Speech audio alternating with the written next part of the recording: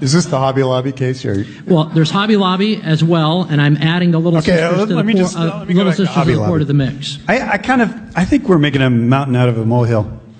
Okay, bear with me. So there's, I think, 25 types of contraception that this insurance covers. And I believe in the case, there's 4 that are problematic for Hobby Lobby. This could be simply dealt with and solved with the government simply saying, yeah, we understand. We'll pay for those 4. Solved. Okay, so let's just get over ourselves. I mean, come on. And if they don't do that, they're dumb. They're dumb. Yeah. They haven't done that. By the way, I don't think, Ben, that's a perfectly, in other words, for people, rather than suing Hobby Lobby and compelling them to pay for the abortifacients, if President Obama wanted to say, I'm going to go to the House of Representatives and see if we can get an appropriation so we will pay for it. No, I agree. It wouldn't work, but he could try.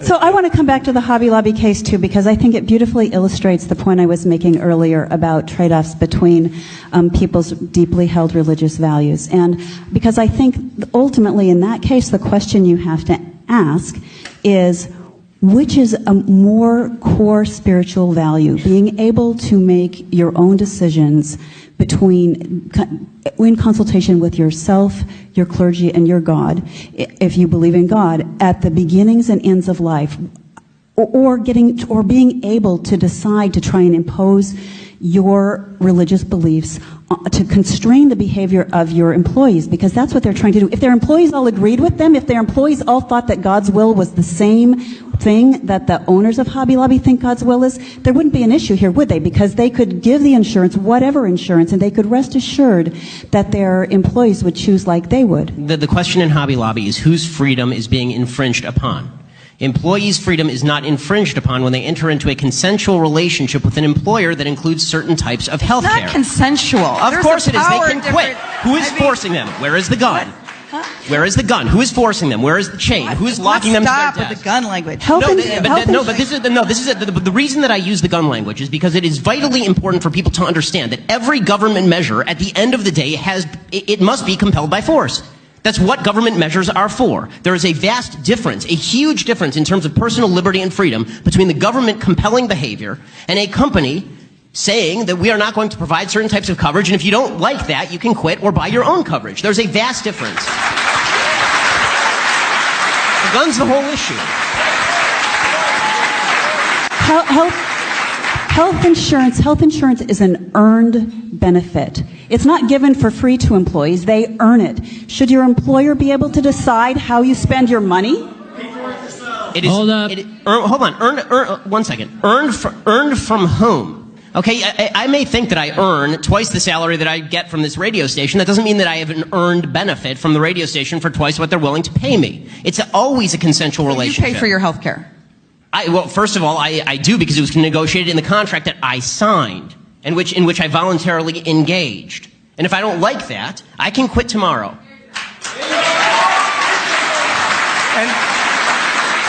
I think, and let me say, Michael, let me just introduce a third case. They're all related. It'll be just fine. There's a similar case still in the courts from Washington State where the State Pharmacy Board, after initially allowing for religious exemptions, came under pressure from former Governor Gregoire to mandate that pharmacies and pharmacists provide Plan B regardless of religious convictions. That act is widely seen as targeting Ralph's Thriftway in Olympia and its owner, Kevin Stormans. 2 individual pharmacists also felt that providing Plan B would violate their religious freedoms. They're also involved in the suit. Was the State Pharmacy Board correct in trying to compel Ralph's Pharmacy, despite the fact that there were multiple pharmacies within a short time that were offering the same thing, or the thing that was requested, Plan B? Obviously, it's outrageous. And so much of this is outrageous. And I want to go back to a point that Ben has made, and has made so wonderfully forcefully, which is you're literally talking about force here. And to bring up yet another case that we've all touched upon, Arnett's Flowers, the Attorney General of the state of Washington, the Honorable Bob Ferguson, has agreed that ultimately, if there is a refusal to acknowledge and pay fines and to make up for the fact that she chooses not to provide flowers for a wedding that she doesn't want to work for, that she could go to jail. That's force. My wife and I, my wife is here, and we're planning the wedding of our son on August 31st.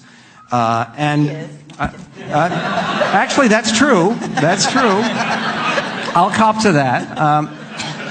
But I'm signing a whole lot of checks. And in any event, so I cannot imagine that we would want to compel a florist who didn't want to service our particular wedding. It seems to me that this is an area, honestly, and I know James and Monica and Valerie, you're all people of conscience.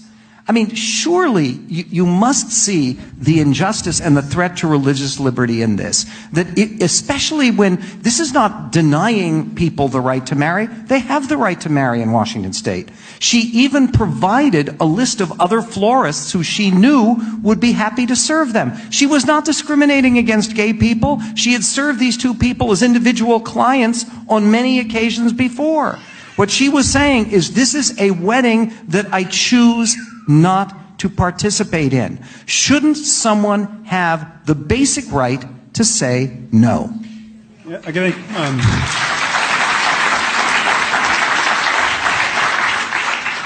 think it just goes, Michael, I think it goes back to who gets to discriminate. And where would it stop? What if it was a Jewish wedding? Okay, no, bear with me. And the florist said, I don't want to participate in that kind of religious system. I would find another florist, happily. Yeah, okay. But once we set that kind of precedence, where will it end? And I think, with them going out of business. Because everybody will find another florist. That's where it'll end. No, that's all cute. That's all cute. That's not cute. That's real. No. Why do you, the lunch counter protests against the lunch counter protests that are so famous in the civil rights movement occurred as a voluntary boycott in the early 60s, long before the civil rights movement, and it integrated. They integrated the business because of that. Capitalism discriminates against no color, no creed, and no sexuality. They want the cash. Integration was done by force. Yeah. Against state government. Most whites did not want to you live a very comfortable life. If you're going to talk about civil rights, let's talk about what happened for people trying to get served. Let's make sure we're hearing against one state just governments second, that were Ben. compelling segregation. One second, Ben. Let's make sure we're hearing each other. What was it that, Ben, you concluded with? It was Woolworths. That was voluntarily. It was state governments. What I was saying there is that state governments were the source of segregation in the first place. People who think that Jim Crow was a voluntary system in which people just decided that they wanted to segregate their businesses are incorrect. There were Jim Crow laws on the books. The law in the state of Alabama is that you needed a 7-foot-high wall in your restaurant. Okay, this idea that the government always has clean hands and that it's individuals who are the problem, and that capitalism, in the absence of government compulsion, is not the solution to discrimination, must have missed the last 50-odd years of history in this country. Let's have the Reverend. You had something. I think Ben, the enormous inequality in our economic system is in part because of your divine term, freedom. And to think that... okay, hey, bear with me. To think that freedom is always the answer. It's always the answer, isn't it? Hold up. I would like to... history, folks. Why do you believe that government compulsion is always the answer? Read history. You turn... Okay, Ben, this is great. I should use your trick. Because government is always the problem. It is always the problem. Pretty much. Frankly, friend, Jefferson created the possibility of a constitution that allowed for your religious liberties. That is not the problem. My religious liberties, and the founders believe this, were secured by the government was created on behalf of for God. the sake of your freedom. It was created for the sake of my freedom, but it doesn't get to curtail my freedom. And the government guarantees it, and if we don't have policemen, firemen, it would be chaos. Of course that's true, but the minute that the government infringes on my freedom, it becomes irrelevant and it becomes unconstitutional, and Jefferson didn't just institute a government, he rebelled against one. We're talking about religious freedom specific. Of what's happening in the community, and I think it's a symptom. The uprisings are a symptom of a pressure that's been unaddressed for too long.